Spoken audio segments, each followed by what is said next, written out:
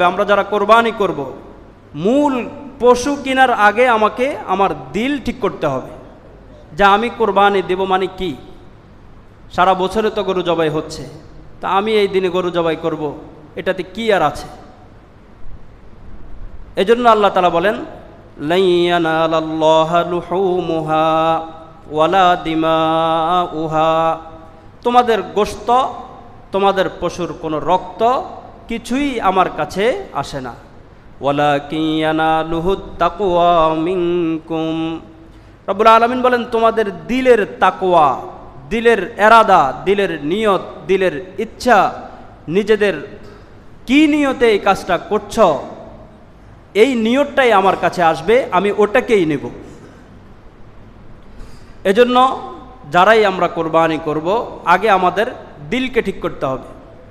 50-60 বছর পর্যন্ত কোরবানিই করলাম, এখন পর্যন্ত আমি আল্লাহ পাকের বিধানের সামনে নিজেকে আত্মসমর্পণ করতে পারলাম না, তো আমার এই কোরবানি আমার কোনোই কাজে আসে নাই, এটা বুঝতে হবে।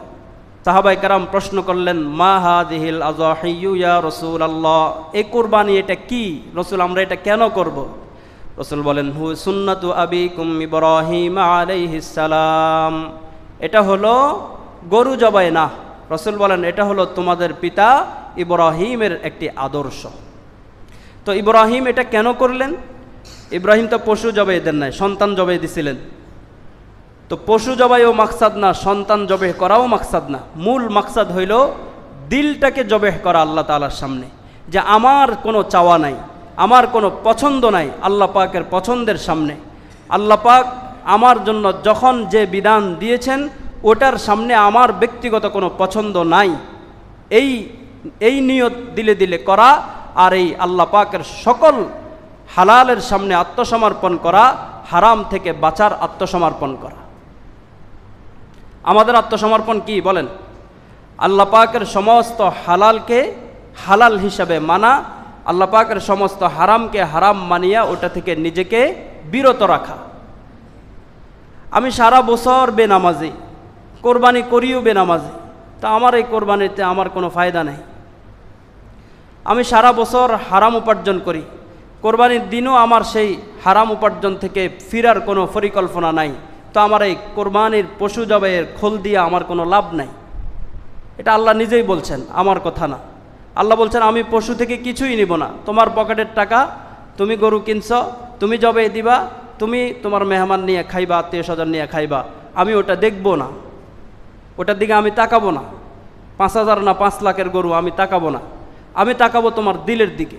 এজন্য কোরবানির থেকেও পশু জবাইয়ের জন্য, পশু কেনার জন্য আমাদের যা প্রস্তুতি, তার চেয়ে 1000 গুণ বেশি প্রস্তুতি থাকতে হবে আমাদের দিলটাকে ঠিক করার জন্য। কোরবানির দুইটা জিনিস, একটা হলো পশু জবে, আরেকটা হলো দিলের জবে। তো ওটাতে আমরা যেভাবে অ্যাক্টিভ আছি, এটাতে আমরা কেউ নেই। এজন্য নিজের দিলকে, এই কথাটা আল্লাহ তাআলা আরও সুন্দরভাবে বলেন। যে আয়াতগুলোতে আল্লাহ তাআলা এই ঘটনা বর্ণনা করতেছেন, সে আয়াতগুলোতেই বলেন, ফালাম্মা আসলামা, তারা বাপ বেটা দুজনেই যখন কোরবানি করবেন আর হবেন সিদ্ধান্ত তারা নিলেন, আমার বিধান শোনার সাথে সাথেই তারা যখন নিজেরা তৈরি হয়ে গেলেন, আল্লাহ বলেন ফালাম্মা আসলামা, তারা যখন, ইসলাম শব্দের অর্থ হলো আত্মসমর্পণ করা, মুসলিম মানে হলো আত্মসমর্পণকারী। ইসলাম শব্দের অর্থ কি বলেন? আত্মসমর্পণ করা, আর মুসলিম মানে আত্মসমর্পণকারী। এজন্য আমরা আল্লাহ পাকের বিধান যে যে পরিমাণ মানি, আমরা এই পরিমাণ আত্মসমর্পণকারী। আজকিয়া টিভি, সত্যের সন্ধানে আপনার পাশে।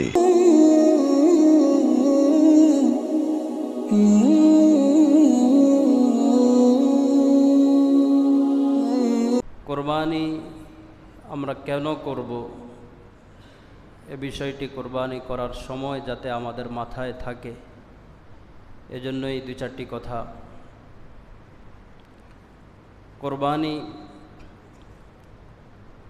হযরত ইব্রাহিম আলাইহিস সালাম আল্লাহ পাকের কাছে যতগুলো পরীক্ষা দিয়েছেন, সেই পরীক্ষাগুলোরই একটা অংশ বিশেষ, একটি পরীক্ষা কোরবানি। আমরা তো জানি কোরবানি আদম আলাইহিস সালামের সন্তান হাবিল কাবিল থেকে চলছে। সাহাবাই কারাম রসুলকে প্রশ্ন করলেন, ইয়া রসুল আল্লাহ, মা হাযিহিল আযাহি, কোরবানি এটা কি? তো রসুলের উত্তর বড় চমৎকার ছিল। সাহাবাই কারাম প্রশ্ন করলেন, কোরবানি কি? রসুল বলেন নাই যে গরু জবাই করা এটা কোরবানি, ওট জবাই করা কোরবানি, ছাগল জবাই করা এটা কোরবানি, এ কথা রসুল বলেন নাই। বরং রসুলের উত্তর ছিল, সুন্নাতু আবিকুম ইব্রাহিম আলাইহিস সালাম। এটা একটা সাহাবাই কারামকে রসুল উত্তর দিলেন যে কোরবানি হচ্ছে আমাদের মুসলিম জাতির পিতা ইব্রাহিম আলাইহিস সালামের একটি আদর্শ কোরবানি। আজকাল আমাদের মধ্যে তো বদ্ধমূল হয়ে গেছে কথা যে একটি পশু কোরবানি করা, জবে করা, এটাই কোরবানি। কিন্তু আল্লাহ তাআলা পরিষ্কারভাবে কোরআনে কারিমে বলেন যে তোমাদের এই কোরবানির গোশত, রক্ত, হাড্ডি কিছুই আমার কাছে আসে না। আমার পকেটের টাকা আমি খরচ করলাম, আবার আমার পেটেই ঢুকলো, তো আল্লাহ পাক তো কিছুই পেলেন না। তো আল্লাহ বলেন যে আসলে কোরবানি করার কি, কোন পশু জবাই করছ, ছাগল না গরু না ওট, 5,000 না 5 লাখ দিয়ে কোরবানি করছ, ওটা আমি দেখি না। আল্লাহ বলেন আমি দেখি যে কোরবানি করছেন তার দিলের অবস্থা কি, আমি ওটা দেখি। আল্লাহ পাক আমাদের দিলের অবস্থা দেখেন, অন্তরের অবস্থা, কাইফিয়ত দেখেন যে আসলে আমরা কোরবানিটা কেন করতেছি।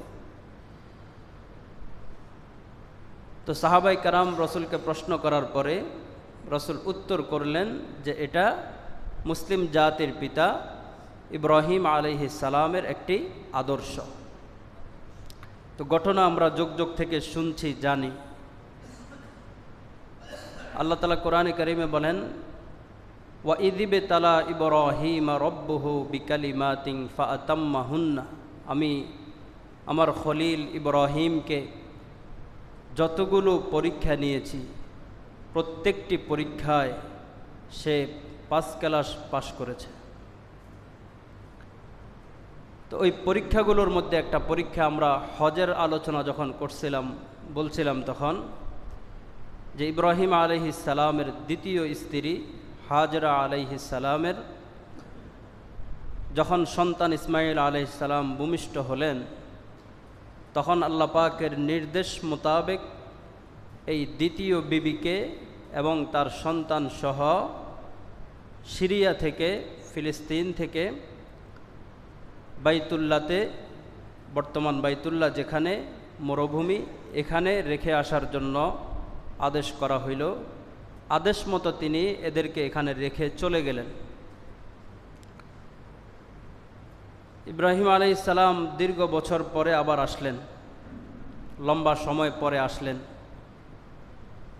মতবিরোধ আছে, কেউ বলছেন 7 বছর পরে, কেউ বলছেন 14 বছর পরে ইব্রাহিম আলাইহিস সালাম আসলেন দেখার জন্য। কেন আসলেন? এই মাঝখানে এতগুলো বছর আল্লাহ পাকের নির্দেশ হয় নাই, এজন্য দেখতেও আসেন নাই। 7 বছর বা 14 বছর পরে কেন আসলেন? ইব্রাহিম আলাইহিস সালাম স্বপ্ন দেখলেন, তিনাকে স্বপ্ন দেখানো হলো যে তিনি তিনার প্রিয় কোনো বস্তুকে কোরবানি করতেছেন। তো নবীদের স্বপ্ন এটাও ওহী, এটাও আল্লাহর পক্ষ থেকে। সকালবেলা তিনি ঘুম থেকে উঠে একটা উট কোরবানি দিলেন। পরের রাতে আবার স্বপ্ন দেখলেন তিনি তিনার প্রিয় কোনো জিনিস কোরবানি করার জন্য আল্লাহ পাক আদেশ করছেন। পরের দিন আরেকটা উট কোরবানি দিলেন। এভাবে পরপর 3 দিন 3টা উট কোরবানি করার পরেও যখন দেখলেন যে তিনাকে নির্দেশ দেওয়া হচ্ছে তার প্রিয় কোনো জিনিসকে কোরবানি দেওয়ার জন্য। তখন তিনি বুঝতে পারলেন এই মুহূর্তে আমার কাছে দুনিয়াতে আমার সবচেয়ে প্রিয় হইল আমার সন্তান, একটি মাত্র সন্তান, বৃদ্ধ বয়সের সন্তান, যাকে রেখে আসছে। কখন আল্লাহ পাকের আদেশ আসবে আর তিনি দেখতে যাবেন এটার অপেক্ষায় ছিলেন। আর দেখার জন্য আদেশটা এভাবেই আসলো। তিনি চলে গেলেন মক্কার জমিনে, গিয়ে দেখলেন যখন রেখে আসছিলেন শুধুই মরুভূমি, 100 কিলোমিটারের মধ্যে আর কিছুই নাই। মা আর ছেলে দুজনকে রেখে আসছেন। পরবর্তীতে যখন গেলেন সেখানে গিয়ে দেখলেন অনেক ঘরবাড়ি হয়ে গেছে, অসংখ্য মানুষ সেখানে বসবাস করতেছে। খোঁজ নিয়ে জিজ্ঞেস করতে করতে ঘরে গেলেন। ঘরে গিয়ে ইসমাইল আলাইহিস সালামকে ডাকলেন, পরিচিত হলেন ছেলের সাথে। এরপরে অন্য কোনো কথা না বলে কুশল বিনিময়ের পরে বিবি সাহেবকে বললেন, ইসমাইলকে সাজিয়ে দাও, আমি ওকে নিয়ে মিনার দিকে যাব। তাই করা হলো। ইসমাইল আলাইহিস সালাম প্রস্তুতি নিলেন। এক পর্যায়ে মিনাতে চলে গেলেন। সেখানে গিয়ে ছেলেকে, বাপ বেটা দুজনে বসছেন, বসে ছেলেকে বলতেছেন, ইন্নি আরা ফিল মানাম আন্নি আজবাহুকা।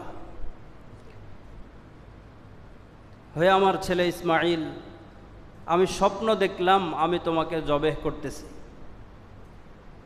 ফাংজুর মাজা তার, এ ব্যাপারে তোমার কি খেয়াল?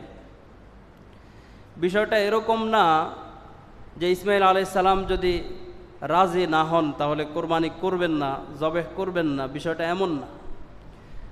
বিষয় হইল যে আমি আল্লাহ পাকের কাছে পিতা হইয়া যেভাবে আত্মসমর্পণ করলাম আল্লাহর বিধানের সামনে, আমার ছেলেটাও কতটুকু আত্মসমর্পণ করে আল্লাহর কাছে, আল্লাহর বিধানের কাছে, এ বিষয়টি জানার জন্যই ছেলেকে এই প্রস্তাব দিলেন। ইব্রাহিম আলাইহিস সালাম বললেন, ইন্নি আরা ফিল মানাম আন্নি আজবাহুক, যে আমি স্বপ্ন দেখছি তোমাকে জবেহ করতেছি। দেখেন, ছেলে তো ছেলে, ছেলে তো এটা বলে নাই যে না বাবা, স্বপ্নে কত কিছুই দেখেন, সরাসরি জিব্রাইল আইসা আপনাকে তো এই হুকুম দেয় নাই, আপনি স্বপ্ন দেখছেন, এটা নাও তো হতে পারে। দেখেন, আল্লাহ পাকের বিধানের সামনে কারো কোনো বাপ ছেলে কারো কোনো প্রশ্ন নাই, কেন শব্দটা নাই। এজন্যই কোরআনে কারিমে আল্লাহ তাআলা বলেন, ওয়ামা কানা লিমুমিনিন ওয়ালা মুমিনাতিন ইযা কাদাল্লাহু ওয়া রাসূলুহু আমরান আন ইয়াকুনা লাহুমুল খিয়ারা। আল্লাহ বলেন, আল্লাহ এবং তার রাসূল যে সিদ্ধান্ত দিয়েছেন, আল্লাহর যেই বিধানগুলো, আল্লাহর যেই সিদ্ধান্তগুলো মানুষের জন্য দিয়েছেন, সেই সিদ্ধান্তগুলোর মধ্যে মানুষের কোনো ইচ্ছার প্রভাব পড়বে না। যারা সত্যিকার অর্থে মুমিন তারা সেখানে তাদের ইচ্ছার প্রতিফলন ঘটাবে না, যে এটা কেন হলো, এটা কি হলো, কেন কইল, এ ধরনের কেন কোনো শব্দ করা কোনো মুমিনের জন্য উচিত নয়। কোনো ইখতিয়ার নাই। আল্লাহ বলেন, মা কানা লাহুমুল খিয়ারা, কোনো মানুষের ইখতিয়ার নাই, অধিকার নাই আল্লাহ পাকের কোনো সিদ্ধান্তের কাছে নিজের পছন্দ ব্যক্ত করা। তাই জন্য হযরত ইসমাইল আলাইহিস সালাম বাপের প্রস্তাব পেয়ে বললেন, ইয়া আবাতি ইফআল, হ্যাঁ বাবা, আপনি যে বিষয়ে আপনি আল্লাহ পাকের কাছ থেকে আদিষ্ট হয়েছেন সেটা করে ফেলেন, এ বিষয়ে আমি সম্পূর্ণরূপে আত্মসমর্পণ করলাম। এবং বলছেন, সাতাজিদুনি ইনশাআল্লাহু মিনাস সাবিরিন, আপনি এই বিধান তো ছোটোখাটো কোনো বিধান না, বাবা হয়ে ছেলেকে জবেহ করবেন, আমাকে জবেহ করবেন, এজন্য আমি যে লাফালাফি করব, ছুটাছুটি করব, বিষয়টা এমন না। আমি সর্বোচ্চ ধৈর্যশীলদের মধ্য থেকে হব, আপনি আমাকে সর্বোচ্চ ধৈর্যশীলদের মধ্য থেকেই পাবেন। তাহলে দেখেন, কোরবানির মূল শিক্ষা আমাদের এখানে। পশু জবেহের নাম কোরবানি না। পশু তো আমরা সারা বছরেই জবেহ করি, কোরবানির দিনের আর বিশেষ কি? সারা বছরেই তো ডেইলি এক এক কসাইয়ের দোকানে 100-150-200 গরু জবে হয়, পশু জবে হয়। তো এই দিনের বিশেষ পশু জবাইকে এত গুরুত্বের সাথে কেন নেওয়া হলো?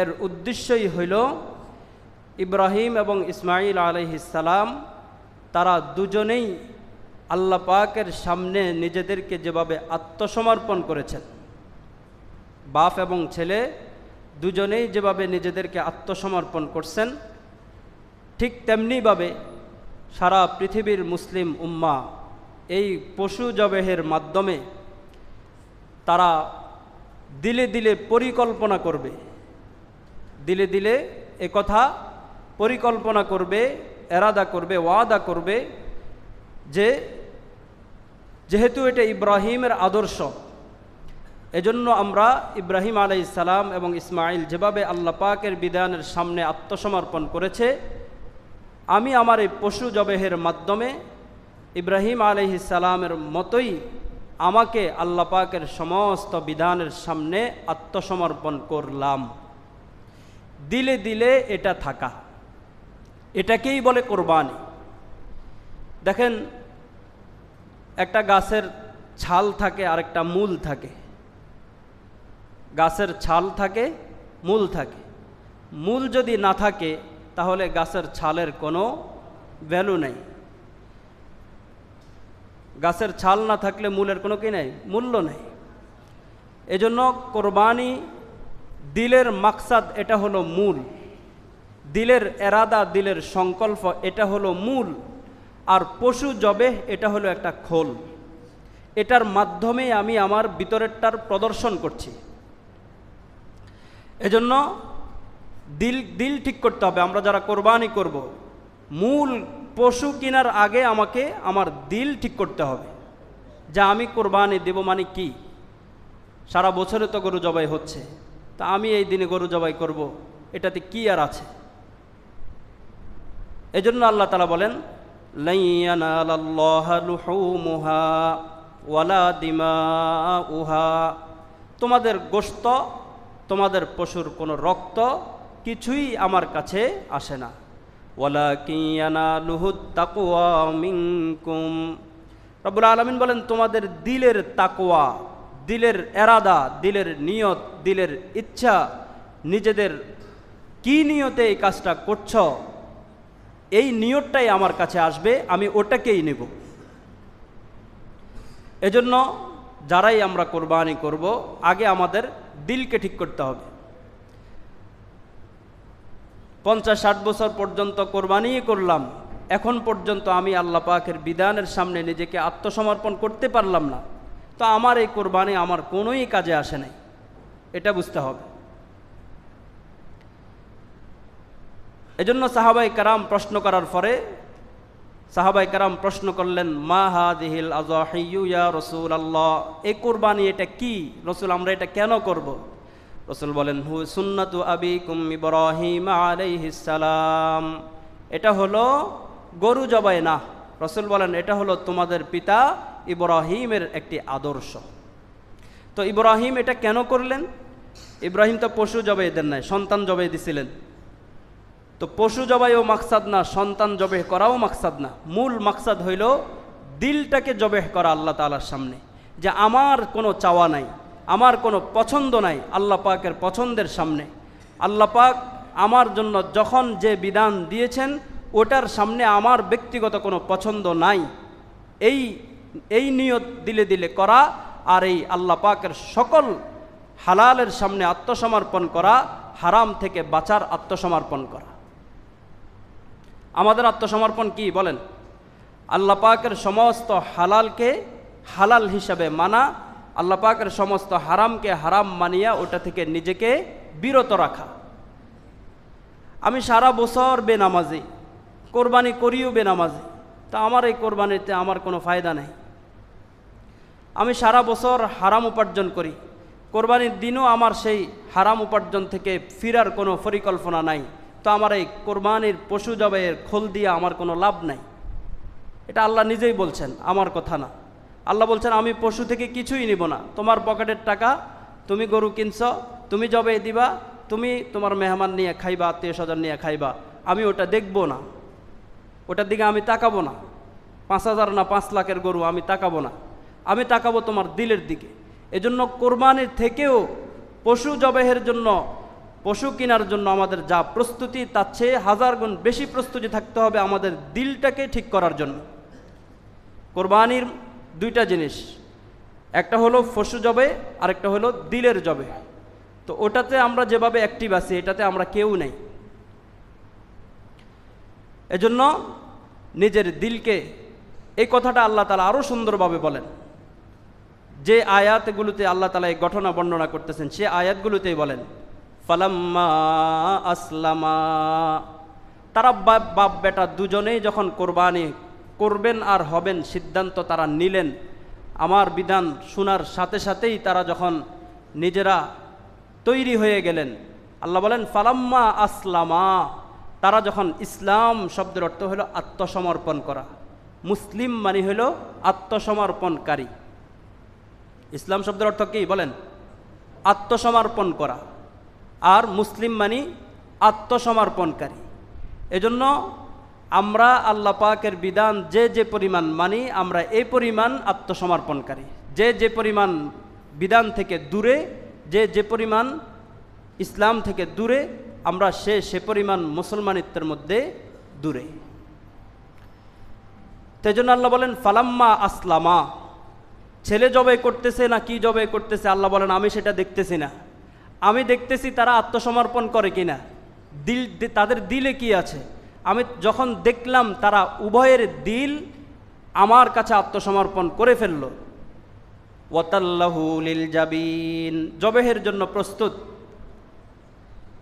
এরপরে আল্লাহ তাআলা বলেন যেহেতু তারা তাদের দিলের যেই মাকসাদ আমি চাইছি সেটা যখন আমি পেয়ে গেছি, ওয়ানাদাইনাহু আইয়া ইব্রাহিম, আল্লাহ বলেন আমি যেটা চাইছি ওটা যখন পেয়ে গেছি তখন আমি ইব্রাহিমকে ডাক দিছি। কদ সাদ্দাকাতার রুইয়া, আল্লাহ বলেন হে ইব্রাহিম, আমি তোমাকে স্বপ্নের মাধ্যমে যেই আদেশ দিয়েছিলাম, কদ সাদ্দাকাতার রুইয়া, তুমি তোমার স্বপ্ন বাস্তবায়ন করেছ। স্বপ্ন বাস্তবায়ন কোনো প্রকারের কিলোকাল নাই। আল্লাহ শেষ বয়সে একটা ছেলে দিলেন, এত কান্নাকাটির পরে বললেন রেখে আসতে, 1000 মাইল দূরে রেখে আসলাম। আবার বলতেছেন এখন 7 বছর বা আরও কিছু বছর পরে, এখন বলতেছেন জবাহ দিতে। এত কষ্ট কেন দিচ্ছেন, এত পরীক্ষা কেন নিচ্ছেন? এ ধরনের কোনো কিছুই নাই। যেন আল্লাহ যা বলছেন তা করার জন্য, কিভাবে করলে আল্লাহ খুশি হবেন সেটার জন্য ব্যস্ত, কেন দিলেন এ বিষয়টার জন্য ব্যস্ত না। তাই জন্য আল্লাহ বলেন কদ সাদ্দাকাতার রুইয়া, আমি যেটা চাইছি ইব্রাহিম তোমার থেকে, তুমি পরিপূর্ণ সেটা বাস্তবায়ন করে দেখিয়েছ। এজন্য সন্তান জবেহ করা লাগবে না, এটা একটা খোল স্বরূপ। জবেহটা একটা খোল মাত্র। আসমান থেকে একটা দুম্বা এনে জিব্রাইলের মাধ্যমে ছুরির নিচে শোয়া ওটাকে জবেহ করে দিলেন। মূলটা আগে হয়ে গেছে, মূল জবেহ আগে হয়ে গেছে। এজন্য আমরা যারা কোরবানি করব, আমাদের মূল মাকসাদ থাকবে, মূল উদ্দেশ্য থাকবে যে আল্লাহ এই পশু জবেহের আজকে কোরবানির দিনের আগ পর্যন্ত আমি আপনার যে সকল বিধানগুলো মানতে পারি নাই, আমি আমার যে সকল পছন্দের ক্ষেত্রে আপনার বিধানগুলোকে ছেড়ে ফেলে দিয়েছি, ছুড়ে দিয়েছি, আমি আজকে সংকল্প করতেছি আপনার সমস্ত বিধানের সামনে আমি আত্মসমর্পণ করলাম। আরেকটা কথা, ইব্রাহিম আলাইহিস সালাম এখানে একা আত্মসমর্পণ করছেন বিষয়টা এমন নয়, সন্তান সহ আত্মসমর্পণ করছেন। এজন্য আমাকেও পরিকল্পনা করতে হবে, আমি আমার পরিবার নিয়ে, দেখেন আমাদের মধ্যে অনেকেই আছে আমরা নামাজি, কিন্তু আমাদের পরিবারে নামাজ পড়ে না, বিবি বাচ্চারা নামাজ পড়ে না। আমি তো মসজিদে আসি, ওরা সপ্তাহেও একদিন মসজিদে আসে না। আমি তো দাঁড়িয়ে রেখেছি, টুপি মাথায় দিই, ওরা তো জীবনেও এগুলো করছে না। আমি পর্দায় চলার চেষ্টা করি, আমার বিবি পর্দা করে না, আমার মেয়েরা পর্দা করে না, আমি কিচ্ছু বলি না। তাদেরকে আমি মুখে লোকমা তুলে দিচ্ছি। জাহান্নামের পোশাক আমার মেয়ের শরীরে আমি নিজেই আমার পকেটের রক্ত ঘামানোর টাকা দিয়ে তাকে কিনে দিচ্ছি। আমার মেয়ে সে ছেলের পোশাক পরে পরে ঘুরতেছে, সহযোগিতা আমি করছি। এটা তো আত্মসমর্পণ না। এজন্য ইব্রাহিম আলাইহিস সালামের আদর্শ আমি ধারণ করব, এর উদ্দেশ্যই হলো আমার পরিবার নিয়ে আমি আল্লাহর কাছে আত্মসমর্পণ করব। এর অর্থই হলো আমি যেমন আল্লাহ পাকের বিধানের সামনে নিজেকে সোপর্দ করেছি, সেখানে আমার অধীনে যারা থাকবে তারাও আল্লাহ পাকের বিধানের সামনে আত্মসমর্পণ করতে হবে, করাতে হবে। আমাদের ছেলে সন্তানরা তো আর ইসমাইলের মতো না। ওখানে যিনি জবেহ দিছিলেন তিনি নবী ছিলেন, যাকে জবেহ করবেন ইসমাইল তিনিও নবী ছিলেন। আমরা তো ওলিও হইতে পারি নাই, আমাদের সন্তানরাও ওলি হইতে পারে নাই। এজন্য আমাদেরকে করাতে হবে। তারা তো নিজে নিজেই করে ফেলছে, আমাদেরকে করাতে হবে, বাধ্য করতে হবে পরিবারকে যে আমারটা খাইবা আর শয়তানকে অনুসরণ করবা, হবে না। আমি আল্লাহকে অনুসরণ করি, আল্লাহর বিধান মানি, রসুলকে অনুসরণ করি, তোমরাও আমারটা যতদিন খাইবা, আমার কাছে যতদিন থাকবা, ততদিন আমি যাদেরকে মানি তাদেরকেই মানতে হবে, বাধ্য করতে হবে। এটাই হলো কোরবানির মূল শিক্ষা। এজন্য আমরা যারা কোরবানি করব আগে দিল ঠিক করতে হবে। কোরআন কারীমের এক আয়াতে আল্লাহ তাআলা আরও স্পষ্ট করে বলেন, কুল ইন্না সলাতি ওয়া নুসুকি ওয়া মাহইয়ায়া ওয়া মামাতি লিল্লাহি রাব্বিল আলামিন। আল্লাহ বলেন, কুল, হে রসুল, আপনি আপনার উম্মতদেরকে জানায়া দেন কথা, যে তারা যেন এ কথা এভাবে বলে, ইন্না সলাতি, আমার নামাজ, ওয়া নুসুকি, আর আমার কোরবানি, ওয়া মাহইয়ায়া ওয়া মামাতি, আমার বেঁচে থাকা আর আমার মৃত্যুবরণ করা, লিল্লাহি রব্বিল আলামিন, এটা শুধুই রব্বুল আলামিনের জন্য। এজন্য নামাজ যেমন আল্লাহর জন্য, কোরবানিও আল্লাহর জন্য। তা আল্লাহ বলেন কোরবানির কিছুই তো আমার কাছে পৌঁছে না, তাহলে কি? দিল, আমার দিলের এরাদা, আমার দিলের নিয়ত, আমার দিলের হালত, এটাই আল্লাহ পাকের কাছে যাবে এবং ওটাকেই আমাকে মূল ঠিক করতে হবে। পশু ঠিক করার আগে আমাকে এটা ঠিক করতে হবে। আল্লাহ পাক আমাদের সকলকে কোরবানির যে মূল শিক্ষা, মূল মাকসাদ, আল্লাহ পাকের বিধানের সামনে নিজেকে আত্মসমর্পণ করা, একজন আত্মসমর্পণকারী মুসলিম হিসাবে কোরবানি করার তৌফিক দান করেন। আর আমাদের সামনে আরেকটি গুরুত্বপূর্ণ আমল হইল তাকবীরে তাশরিক। এই কোরবানির ঘটনাকে কেন্দ্র করেই হযরত ইব্রাহিম আলাইহিস সালাম যখন কোরবানি দিচ্ছিলেন ছেলে ইসমাইলকে, পরিস্থিতিটা কেমন ছিল যে একজন বাবা তার ছেলের গলায় ছুরি রাখছেন জবেহের জন্য। কেমন ছেলে, শত বছর পরে যে ছেলেকে পাইছেন, বহু অনুনয় বিনুনয়ের পরে যে ছেলেকে পাইছেন, এমন এক ছেলের গলায় যখন ছেলেকে নিয়ে সঙ্গে করে হাঁটার বয়স হয়েছে, ছেলেকে নিয়ে বিভিন্ন কাজে ছেলে বাবার সহযোগিতা করবে, এমন সময়ে ছেলের গলায় ছুরি দেওয়ার জন্য বাবা প্রস্তুতি নিলেন। পাহাড়ের পাদদেশে পৃথিবীর কেউ দেখছে না, আসমানবাসী দেখছেন, ফেরেশতারা দেখছেন, আল্লাহ দেখতেছেন। এই পরিবেশটা যখন তৈরি হয়েছে যে এর আগে পৃথিবীতে বাবা ছেলের গলায় ছুরি ধরা এটা হয় নাই আল্লাহর জন্য। বর্তমানে হচ্ছে, হাজারো হচ্ছে, বাংলাদেশেও হচ্ছে, বাপ ছেলেকে মারতেছে, ছেলে বাপকে মারতেছে, জবাই করতেছে। এটা আল্লাহর জন্য না, এটা শুধুই দুনিয়ার জন্য। কিন্তু তখন যেটা হয়েছিল, ইব্রাহিম আলাইহিস সালাম তার সন্তানের গলায় ছুরি ধরেছেন আল্লাহর জন্য, এটা পৃথিবীতে এর আগে ঘটে নাই। এজন্য সমস্ত আসমানবাসী তাকিয়ে আছেন কি হচ্ছে। তারা তো জানে না একটু পরে কি হবে, পশু জবাই হবে, ইসমাইল জবাই হবে না, এই বিষয়টা তো তারা জানে না। এজন্য সমস্ত ফেরেশতারা হা হয়ে তাকিয়ে আছেন, এই দৃশ্য দেখছেন। যখন ইব্রাহিম আলাইহিস সালাম ছুরি চালানোর প্রস্তুতি নিচ্ছেন, গলায় ছুরি লাগাইছেন, তখন সমস্ত ফেরেশতারা আল্লাহ পাকের তাকবীর পড়া শুরু করছেন, তাকবীর দেওয়া শুরু করছেন যে আল্লাহ কি হচ্ছে এটা।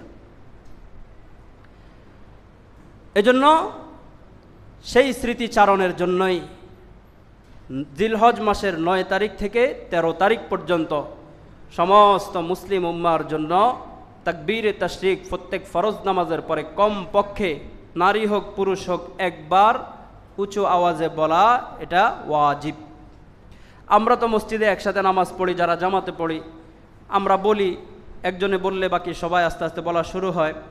কিন্তু বাড়িঘরে আমাদের মা বোনদের এই তাকবীর বলতে শোনা যায় না। এটা কিন্তু ওয়াজিব। এই তাকবীর যদি আপনি তরক করেন, বাদ দেন, তাহলে ওয়াজিব অনাদায়ের গুনাহ কাঁধে আসবে। এজন্য আমরা যেমন বলবো, বাড়িওয়ালাদেরকেও এই বিষয়টা আমরা উদ্বুদ্ধ করব, তাকিদ দিব, যেন জিলহজ মাসের 9 তারিখ অর্থাৎ সোমবারে যদি ঈদ হয়, রবিবারের ফজরের নামাজ থেকে শুরু হবে, 13 তারিখ আসর পর্যন্ত এই তাকবীর চলবে। তো আমরা জামাতে নামাজ পড়ার চেষ্টা করব, তাহলে আমাদের এই তাকবীর ছুটবে না। আর বাড়িঘরেও আমরা এই তাকবীর দেওয়ার জন্য তাদেরকে ইনশাআল্লাহ উদ্বুদ্ধ করব। আল্লাহ পাক আমাদেরকে এই বিক্ষিপ্ত কথাগুলোর উপর আমল করার তৌফিক দান করেন। আজকিয়া টিভি, সত্যের সন্ধানে আপনার পাশে।